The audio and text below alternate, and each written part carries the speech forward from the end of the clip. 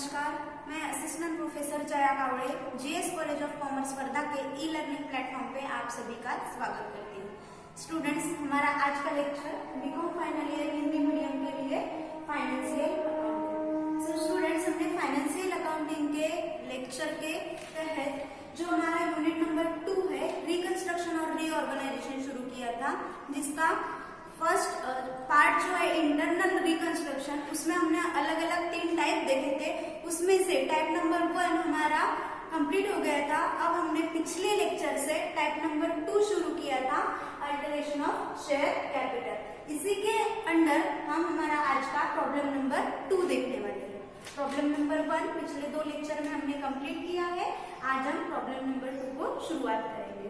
तो क्वेश्चन आपको description box में दिया रहेगा। क्वेश्चन की लिंक ओपन करके आपको क्वेश्चन को लिख लेना है। और जैसे कि हमने प्रॉब्लम नंबर 1 किया है अल्टरेशन ऑफ शेयर कैपिटल का, वैसे ही ये प्रॉब्लम नंबर 2 है। इसमें थोड़ा बहुत कम ज्यादा चेंजेस रहेंगे, लेकिन सिमिलर पैटर्न वैसे ही है। तो यहाँ पे भी जैसे हमने अल्टरेशन ऑफ कैपिटल के 5 अलग अलग हेड्स देखे थे, मतलब जैसे कि sub division of share capital, cancellation of unissued shares, ऐसे जो अलग अलग 5 टाइप्स देखे थे, उसमें से 1-2 टाइप इस प्रॉब्लम में भी इंक्लूड हो सकते हैं। तो क्वेश्चन मैं ऐसा एज्यूम करती हूँ कि आपने क्वेश्चन लिख लिया है, और आगे कंटिन्यू हम क्वेश्चन पहले समझ लेंगे और उसके बाद सॉल्यूशन शुरू करेंगे। तो क्वेश्चन में the position of Kalyani Limited as on 31 March 2016 was as follows। Kalyani Limited की 31 मार्च 2016 की इंफॉर्मेशन हमें दी हुई है। 20,000 इक्विटी शेयर्स दिए हैं, देन उसके बाद 1,008% डिबेंचर्स दिया है, interest due on debentures, trade creditors, इस तरह से लायबिलिटीज दी हुई है। Then the assets on that date where, assets दी है, फिक्स असेट्स और करंट असेट्स। अब तक के जितने भी प्रॉब्लम हमने देखे हैं, चाहे अमलगमेशन, एब्जॉर्प्शन रहो, या एक्सटर्नल रिकंस्ट्रक्शन रहो, या इंटरनल रिकंस्ट्रक्शन में भी जो हमने एक पार्ट देखा है, टाइप देखा है, वो रहो, उसमें हमें बैलेंस शीट दी हुई रहती थी, चाहे पुरानी कंपनी रहो या रिकंस्ट्रक्शन की बात करें तो वो खुद ही कंपनी रहो, वहां पे हमें पुरानी बैलेंस शीट दी रहती थी। लेकिन यहाँ पे इस क्वेश्चन में हमें बैलेंस शीट दी हुई नहीं है। यहाँ पे हमें इंफॉर्मेशन दी हुई है, लेकिन हमें दिए गए इंफॉर्मेशन के हिसाब से, आधार से हमें बैलेंस शीट यहाँ पे सबसे पहले बनाना है। तो सॉल्यूशन जब हम शुरू करेंगे तो वर्किंग में हमारा सबसे पहला पॉइंट रहेगा बैलेंस शीट बिफोर रिकंस्ट्रक्शन। तो सबसे पहले हम इसकी दिए गए क्वेश्चन इंफॉर्मेशन के आधार पे हम बैलेंस शीट बनाएंगे। देन इंफॉर्मेशन आगे दी हुई है आपको, the fixed assets were valued at ₹9,60,000 and the current assets at ₹4,80,000। Fixed assets और करंट असेट्स का value at the year end क्या रहेगा, मतलब रिकंस्ट्रक्शन के बाद वो वैल्यू क्या रहेगा, ये हमें बताया है। तो जितना वैल्यू वो असेट्स का कम हुआ है, रिटर्न ऑफ हुआ है, वो हम रिकंस्ट्रक्शन अकाउंट को ट्रांसफर करेंगे, या रिकंस्ट्रक्शन अकाउंट से वो रिटर्न ऑफ करेंगे। देन इंफॉर्मेशन में नंबर 1 दिया है, द शेयर्स वेयर सब divided into shares of ₹5 each. ठीक है, जो शेयर्स ₹100 ईच का था, उनको सब डिवाइडेड किया है ₹5 ईच में।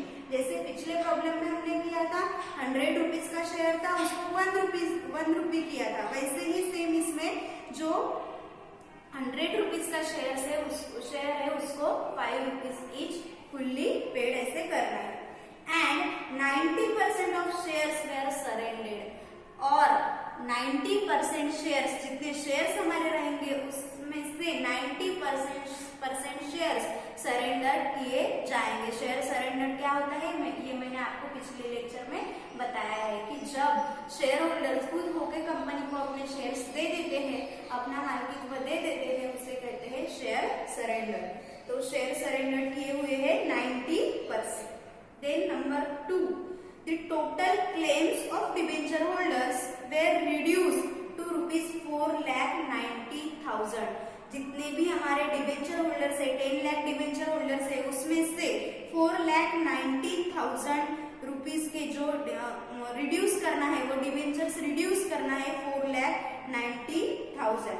And in consideration of this cancellation, जितने शेयर्स हम कैंसिल करेंगे उसका क्या देना है, they were also allotted shares out of surrender shares. मतलब जो 5,10,000 शेयर्स हमारे डिबेंचर्स हमारे बचेंगे, वो 5,10,000 डिबेंचर्स हम रिकंस्ट्रक्शन अकाउंट को ट्रांसफर कर देंगे, और जितने 5,90,000 हमारे शेयर्स बचे हैं उसे हम डिबेंचर होल्डर्स के पेमेंट के लिए यूज करेंगे। अब यहाँ पे डिबेंचर होल्डर्स का पेमेंट कितना करना है, तो यहाँ पे क्लियरली बताया है, they were also allotted shares amounting to rupees 2,50,000। Debenture holders को 2,50,000 के शेयर्स अलॉट करना है। कैसे, तो जो शेयर्स सरेंडर किए हैं उसमें से। इसकी ट्रीटमेंट भी हमने ऐसा जो ये है वो हमने जो पिछला हमारा लेक्चर हुआ है उसमें भी हमने डिबेंचर होल्डर्स का पेमेंट सरेंडर शेयर देके किया था, लेकिन प्रेफरेंस शेयर था। यहाँ पे सरेंडर शेयर कौन से, इक्विटी शेयर, तो इक्विटी शेयर से हम उनको देंगे। क्लियर है। Then number 3, the creditors agree to reduce their claims to ₹3 lakh. जो क्रेडिटर्स रहेंगे वो क्रेडिटर्स उनका क्लेम रिड्यूस करने वाले हैं ₹3 लाख से, and 1/3 of which was to be satisfied by the issue of equity shares out of those surrender। मतलब जो सरेंडर शेयर हुए हैं उसमें से जो क्रेडिटर्स है वो क्रेडिटर्स अपना क्लेम रिड्यूस करने वाले हैं ₹3 लाख तक।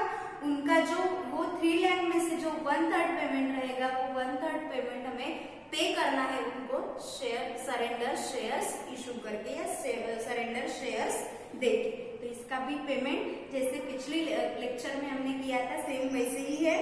Then number 4, the shares surrendered but not be reissued were cancelled. जो शेयर सरेंडर हुए हैं वो री इशूड नहीं करना है, वो कैंसिल करना है। तो जैसे कि हमने पिछले लेक्चर में सेकंड लास्ट एंट्री की थी, जो शेयर सरेंडर्ड अकाउंट का बैलेंस है वो हमने रिकंस्ट्रक्शन अकाउंट को ट्रांसफर कर दिया था, सेम इसकी भी ट्रीटमेंट वैसे ही करनी है। क्वेश्चन में पूछा गया है, draft journal entries and give the balance sheet of the company after reconstruction. Reconstruction के बाद की बैलेंस शीट हमें बनानी है और जर्नल एंट्रीज देनी है। यहाँ पे जो सॉल्यूशन है, सबसे पहले जर्नल एंट्रीज का पास करेंगे हम, उसके बाद हम बैलेंस शीट बनाएंगे। अब क्वेश्चन हम जब देखते हैं तो जैसे मैंने आपको कहा है कि क्वेश्चन में आपको जो लायबिलिटीज एंड एसेट्स दी है वो आपको अरेंज की हुई नहीं दी है, मतलब सेपरेट इंफॉर्मेशन वो आपको दी है, बैलेंस शीट नहीं दी है। तो आपको सबसे पहले बैलेंस शीट बनानी पड़ेगी, बैलेंस शीट बिफोर रिकंस्ट्रक्शन। तो पहले बिफोर रिकंस्ट्रक्शन की बैलेंस शीट हम बनाएंगे, देन उसके बाद आफ्टर रिकंस्ट्रक्शन की बैलेंस शीट जर्नल एंट्रीज, और देन आफ्टर रिकंस्ट्रक्शन की बैलेंस शीट। तो यहाँ पे जैसे जैसे हमें इंफॉर्मेशन दी है उसके हिसाब से हम बैलेंस शीट बना सकते हैं। Balance sheet before reconstruction, question में जो इंफॉर्मेशन दी है उसको बैलेंस शीट में हम पुट करेंगे। तो 20,000 इक्विटी शेयर्स, यहाँ पे 20,000 equity shares of ₹100 each. 20,000 equity shares of ₹100 each कितना दिया है, शेयर कैपिटल ₹20 लाख। देन उसके बाद 1,008% debentures, 1,008% debentures of ₹100 each, of ₹100 each, ₹10 lakh. Then उसके बाद है interest due on debenture, interest due on debentures. Liability side के सारे आइटम्स है तो ये लायबिलिटी साइड में जाएंगे 1,60,000। उसके बाद है ट्रेड क्रेडिटर्स, ट्रेड क्रेडिटर्स कितना है, ₹5 लाख। ठीक है, लायबिलिटीज हो गई। अब देखते हैं असेट्स, 2 असेट्स हमें यहाँ पे असेट्स, दूसरी है करंट असेट्स। तो दोनों असेट्स हम असेट साइड में लिख लेंगे। फिक्स असेट्स है 20 लाख, देन करंट असेट्स है 6,50,000, 6,50,000। अब बैलेंस शीट हमें टैली करनी है, वहां पे बैलेंस शीट टैली की हुई नहीं है, तो बैलेंस शीट टैली करने के लिए हम सबसे पहले दोनों साइड की टोटल कर लेंगे और जिस साइड की टोटल कम है वो बैलेंसिंग फिगर से वहां पे कोई एक अमाउंट लिखेंगे। तो अगर इस बैलेंस शीट की टोटल हम करते हैं तो यहाँ के लायबिलिटी साइड की टोटल हमारी ज्यादा आती है, असेट साइड की टोटल कम आती है। तो लायबिलिटी साइड की टोटल आती होती है हमारी 36,60,000। यहाँ की टोटल जो हमारी कम हुई है वहां पे हमारा बैलेंसिंग फिगर से टोटल आती है कम 10,10,000। तब असेट्स में हम 10,10,000 कौन से असेट्स लिख सकते हैं? तो यहाँ पे हमें ये देखना है कि यहाँ पे कोई भी असेट्स हम हमारी मर्जी से नहीं ले सकते। तो यहाँ पे हमें लेना है profit and loss account. Profit and loss account ये प्रीवियस ईयर का अक्यूमुलेटेड लॉस हो सकता है, हमें यहाँ पे एज्यूम करना है ये प्रॉफिट एंड लॉस अकाउंट का बैलेंस होगा 10,10,000। टोटल हो जाएगी बैलेंस शीट की 36,60,000। इस तरह से बैलेंस शीट हमने बना ली है। बैलेंस शीट के बाद हम जर्नल एंट्रीज पास करेंगे। क्लियर है? अब हेडिंग लेंगे हम journal entries in the books of Kalyani limited. Journal entries in the books of Kalyani limited. Journal entries in the books of Kalyani limited. अब जैसे जैसे हमें क्वेश्चन में इंफॉर्मेशन दी है वैसे वैसे हम 1 by 1 एंट्रीज पास करेंगे। सबसे पहले शेयर्स वेर सब डिवाइडेड। शेयर्स सब डिवाइडेड की एंट्री हमें सबसे पहले करनी पड़ेगी। तो जो जैसे हमने पिछले लेक्चर में जो फर्स्ट प्रॉब्लम हमने देखा था इंटरनल रिकंस्ट्रक्शन के सेकंड टाइप का, उसमें हमने शेयर्स सब डिवाइडेड की एंट्री की थी। तो वो एंट्री क्या थी? जो ओल्ड इक्विटी शेयर कैपिटल है वो क्लोज करना है और नया इक्विटी शेयर कैपिटल हमें बनाना है। तो यहाँ पे एंट्री बनेगी जो पुराना बना हुआ इक्विटी शेयर कैपिटल है, equity share capital account debit, equity share capital account debit to नए share capital to equity share capital account, to equity share capital account. Total जो इक्विटी शेयर कैपिटल कितना है?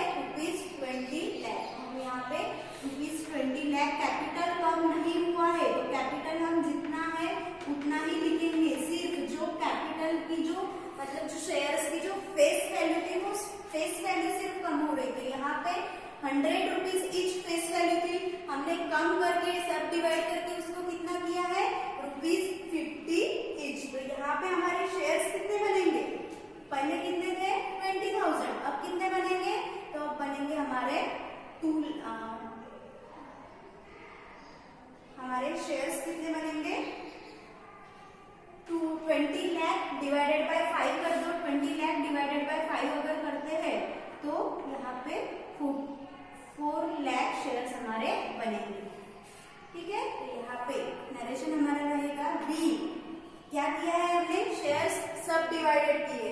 यहाँ पे B 20,000 equity shares of ₹100 each, 20,000 equity shares of ₹100 each subdivided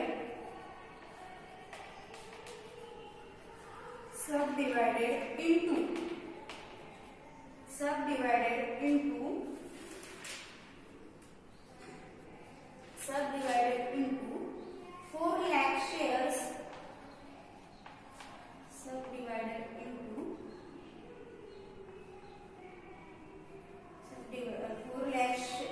4 lakh equity shares, 4 lakh equity shares of ₹5 each,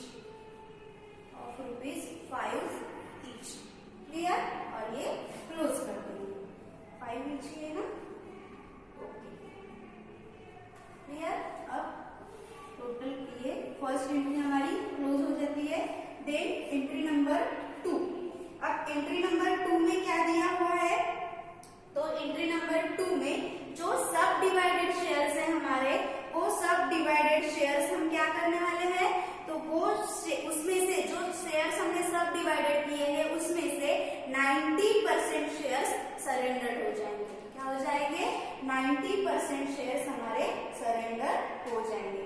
तो यहाँ पे share surrender की entry हमें करनी पड़ेगी। शेयर सरेंडर की एंट्री क्या होगी, इक्विटी शेयर है, यहाँ पे अब capital account, equity share capital account credit हुआ है। जब हम शेयर सरेंडर करेंगे तो उतना इक्विटी शेयर कैपिटल हमारा कम हो जाएगा।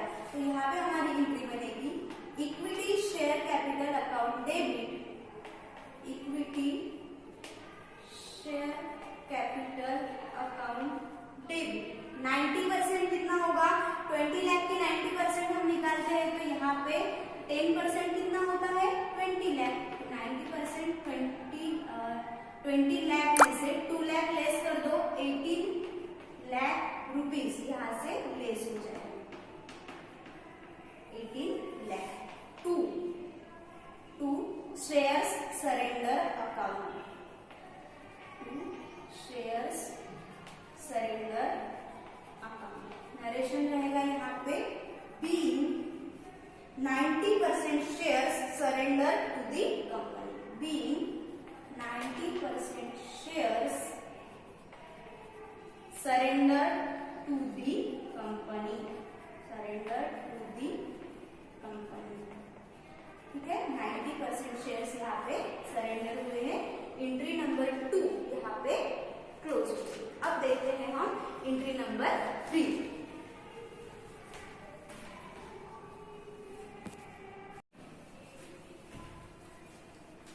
अब देखते हैं पॉइंट नंबर 2। पॉइंट नंबर 2 क्या कहता है, the total claims of debenture holders were reduce to ₹4,90,000। जो डिबेंचर होल्डर्स का जो क्लेम है वो रिड्यूस करना है 4,90,000 तक। तो डिबेंचर्स कितना रखना है हमें, 4,90,000। टोटल डिबेंचर्स कितने हैं, टोटल 8% डिबेंचर्स कितना है, 10 लाख रुपीज। अब 4,90,000 तक रिड्यूस करना है, मतलब कितना रिड्यूस करना है, कितना रिड्यूस होगा उसमें से, 10 लाख में से 4,90,000 लेस कर दो, कितना बचेगा, 5,10,000। तो जितना रिड्यूस करना है वो हमें रिकंस्ट्रक्शन अकाउंट को ट्रांसफर करना पड़ेगा। उसी के साथ साथ जो इंटरेस्ट ड्यू ऑन डिबेंचर्स दिया हुआ है इसका कुछ बताया है क्या हमें, नहीं। तो डिबेंचर के साथ साथ जो इंटरेस्ट है डिबेंचर्स में, डिबेंचर्स का, वो भी हम रिकंस्ट्रक्शन अकाउंट को ट्रांसफर कर देंगे। तो हमारी एंट्री नंबर 3 बनेगी डिबेंचर्स और interest on debenture transfer to reconstruction account. तो यहाँ पे 8% एंट्री रहेगी, 8% debentures account debit, 8% debentures account debit. कितना है, 8% डिबेंचर्स रिड्यूस कितना करना है हमें, 4,90,000 तक, मतलब 5,10,000। यहाँ पे जो क्वेश्चन दिया है वो आपको अच्छे से समझना चाहिए। 2 बाय जो हमने इंटरनल रिकंस्ट्रक्शन का जो फर्स्ट टाइप था उसमें देखा था, कितना कम करना है, कितना रखना है, वो आपको क्लियर समझ में आना चाहिए। 8% डिबेंचर्स अकाउंट डेबिट 5,10,000। देन उसके बाद interest due on debentures account debit, interest due on debentures, interest due on debentures account debit. कितना है interest due on debentures, 1,60,000, 1,60,000 to कहाँ करना है हमें, ये रिकंस्ट्रक्शन अकाउंट को, to reconstruction account, to reconstruction account. 6,70,000 reconstruction account को transfer होगा, 6,70,000। यहाँ पे नरेशन रहेगा being claims discharge on debentures, being claims discharge on debentures, being claims discharge on debenture holders या debentures। क्लियर, एंट्री नंबर 3 यहाँ पे close. अब इसी में से जो डिबेंचर्स बचे हैं 5,90,000 के, उसमें से जो 2,50,000 अमाउंट हमें शेयर्स के फॉर्म में को देनी है। कौन से शेयर्स देने हैं? जो शेयर्स हमने सरेंडर किए हैं उन शेयर्स में से 2,50,000 शेयर्स डिबेंचर होल्डर्स को हमें दे देंगे। तो यहाँ पे एंट्री बनेगी। अब जब शेयर सरेंडर किए तो शेयर सरेंडर अकाउंट क्रेडिट हो गया, अब उसमें से हम लेस करेंगे, मतलब उसकी रिवर्स एंट्री। तो यहाँ पे शेयर सरेंडर अकाउंट डेबिट हो जाएगा। Share surrender account debit, share surrender account debit कितना? 2,50,000, 2,50,000 टू इक्विटी शेयर कैपिटल, क्योंकि वो कौन से शेयर है? इक्विटी शेयर कैपिटल है। To equity share capital 2,50,000, 2,50,000। यहाँ पे नरेशन लिखेंगे हम। Be allotment of equity shares to debenture holders out of share surrender. Be allotment of equity shares, allotment of equity shares to debenture holders, to debenture holders out of share surrender, out of shares surrender। ठीक है, जितने shares, जो shares हमारे surrender हुए थे उसमें से 2,50,000 shares हमने डिबेंचर होल्डर्स के पेमेंट के लिए यूज किए। क्लियर है? देन सीरियल नंबर में जो हमें क्वेश्चन में पूछा गया है, the creditors agreed to reduce their claims to ₹3 lakh. मतलब जो क्रेडिटर्स हमारे थे वो क्रेडिटर्स का जो क्लेम है वो कितना रिड्यूस हुआ है? ₹3 लाख रिड्यूस हुआ है। Agreed to reduce ₹3 lakh. तो जितना रिड्यूस हुआ है वो हमें रिकंस्ट्रक्शन अकाउंट को ट्रांसफर करना है। यहाँ पे भी डिबेंचर्स का जितना क्लेम रिड्यूस हुआ था, जितना कम हुआ था, वो हमने रिकंस्ट्रक्शन अकाउंट को ट्रांसफर किया था। सेम क्रेडिटर्स का भी ऐसे ही करेंगे। अब क्रेडिटर्स बैलेंस क्रेडिट है, अब उसको कम करेंगे हम 3 लाख से, तो वो डेबिट हो जाएगा। तो यहाँ पे एंट्री बनेगी sundry creditors account debit, sundry creditors account debit. कितना कम करना है? ₹3 lakh, ₹3 lakh to reconstruction account, to reconstruction account. कितना जाएगा रिकंस्ट्रक्शन अकाउंट को? ₹3 लाख। ठीक है, नरेशन रहेगा इसका। Being amount of claim surrendered by creditors, being amount of claim surrendered by creditors.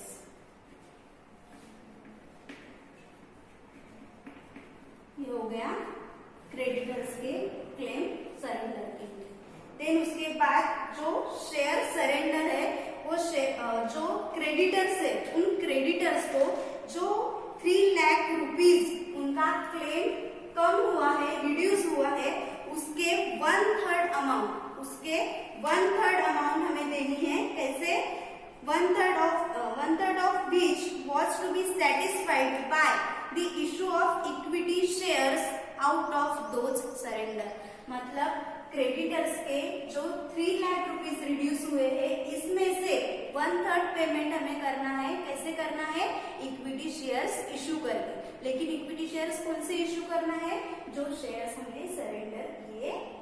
तो वंस अगेन जैसे हमने डिबेंचर होल्डर्स का पेमेंट किया वैसे ही हमें क्रेडिटर्स का पेमेंट करना है। शेयर सरेंडर अकाउंट में से करना है, तो यहाँ पे शेयर सरेंडर अकाउंट डेबिट हो जाएगा। यहाँ पे एंट्री नंबर 5 और ये एंट्री नंबर 6। तो यहाँ पे एंट्री बनेगी शेयर्स सरेंडर अकाउंट डेबिट,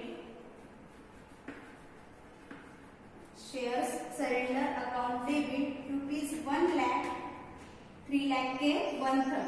ठीक है, to share capital account, to share capital account ₹1 lakh.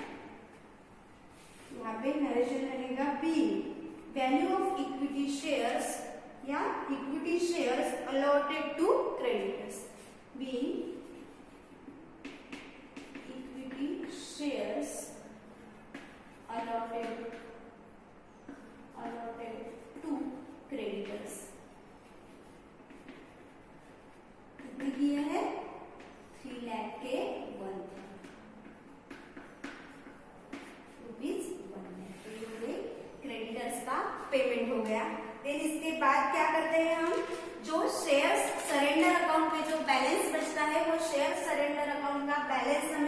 Reconstruction account को ट्रांसफर करना पड़ता है।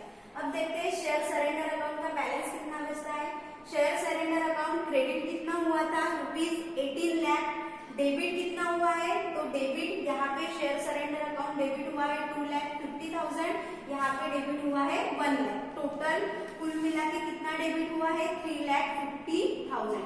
फिर 18 लाख में से 3,50,000 अगर हम लेस करते हैं तो हमारे पास अमाउंट बचता है 14,50,000। 14,50,000 ट्रांसफर हो जाएगा रिकंस्ट्रक्शन अकाउंट को। तो यहाँ पे एंट्री नंबर 7 हमारी बनेगी share surrender account debit, share surrender account debit, share surrender account debit to reconstruction account, to reconstruction account. कितना है बैलेंस, कितना बचा था, 14,50,000, 14,50,000। यहाँ पे नरेशन लिखेंगे be balance of share surrender account, balance of share surrender account transfer to reconstruction account, transfer to reconstruction account. Share surrender account का balance transfer हो गया रिकंस्ट्रक्शन अकाउंट को। अब लास्ट में रिकंस्ट्रक्शन अकाउंट हम क्लोज करेंगे। Reconstruction account पे balance देखते हैं हम कितना है। रिकंस्ट्रक्शन अकाउंट यहाँ पे डिबेंचर्स और interest due on debentures transfer किया था 6,70,000। देन उसके बाद क्रेडिटर्स ट्रांसफर किए थे 3 लाख रुपीज एसेट। टोटल कुल मिला के रिकंस्ट्रक्शन अकाउंट में हमारा बैलेंस रहता है 24,20,000। तो यहाँ पे डेबिट होगा रिकंस्ट्रक्शन अकाउंट, तो reconstruction account debit, reconstruction account debit 24,20,000, 24,20,000 to जो असेट्स रिड्यूस हुई है, रिटर्न ऑफ हुई है, वो सारी असेट्स का अकाउंट क्रेडिट कर देना पड़ेगा। यहाँ पे बैलेंस शीट में जो फिक्स असेट्स और करंट असेट्स हमें दी थी उसका जो रिटर्न ऑफ वैल्यू है वो रिटर्न ऑफ वैल्यू हमें इनडायरेक्टली दिया हुआ है, क्योंकि क्वेश्चन में हमें बताया है कि जो फिक्स असेट्स है उसका वैल्यू कितना रखना है। फिक्स असेट्स वैल्यू एट ₹9,60,000, इसका वैल्यू कितना रखना है 9,60,000। 20,000 में से 9,60,000 हम लेस करते हैं तो यहाँ पे 10,40,000 रिटर्न ऑफ करना पड़ेगा। तो यहाँ पे टू फिक्स असेट्स कितना 10,40,000, 10,40,000। देन उसके बाद करंट असेट्स, तो करंट असेट्स कितना है 6,50,000, उसका वैल्यू कितना रखना है 4,20,000। तो हमें रिड्यूस करना है 1,70,000 रिटर्न ऑफ करना है। तो यहाँ पे टू करंट असेट्स अकाउंट 1,70,000। अब क्या बचता है यहाँ पे, प्रॉफिट एंड लॉस अकाउंट जो बैलेंसिंग फिगर से हमने निकाला था, तो वो भी अकुमुलेटेड लॉस है, तो वो भी शेयर रिकंस्ट्रक्शन अकाउंट से लेस हो जाएगा 10,10,000। यहाँ पे to profit and loss account 10,10,000। अब लास्ट में जो भी बैलेंस रिकंस्ट्रक्शन अकाउंट का रहता है बैलेंसिंग फिगर, तो वो कैपिटल रिजर्व अकाउंट को ट्रांसफर हो जाता है। तो यहाँ पे to capital reserve account, to capital reserve account ₹2 lakh, to capital reserve account ₹2 lakh. तो यहाँ पे नरेशन रहेगा being losses and other assets, being losses and other assets, written off and balance of reconstruction account, balance of reconstruction account transfer to capital reserve account, transfer to capital reserve account, balance transfer हो जाएगा capital reserve को ₹2 लाख। ऐसे जो first portion है journal entries in the books of Kalyani Limited 8 entry के साथ first journal entries इसकी complete होती है। अब देखते हैं बैलेंस शीट। बैलेंस शीट का जो बिफोर रिकंस्ट्रक्शन बैलेंस शीट हमने बनाई है, बैलेंस शीट वही रखेंगे, उसमें हम जो बैलेंस शीट है आफ्टर रिकंस्ट्रक्शन बना लेंगे। तो यहाँ पे balance sheet after reconstruction,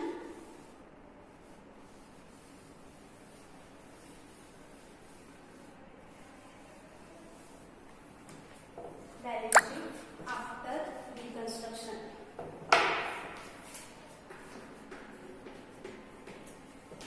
liabilities assets. अब आफ्टर रिकंस्ट्रक्शन के बाद यहाँ पे भी authorise and subscribe share capital हमें लिखना पड़ेगा। तो इसमें authorise and subscribe share capital कितना है, तो टोटल हमें करना पड़ेगा यहाँ पे authorise and subscribe share capital,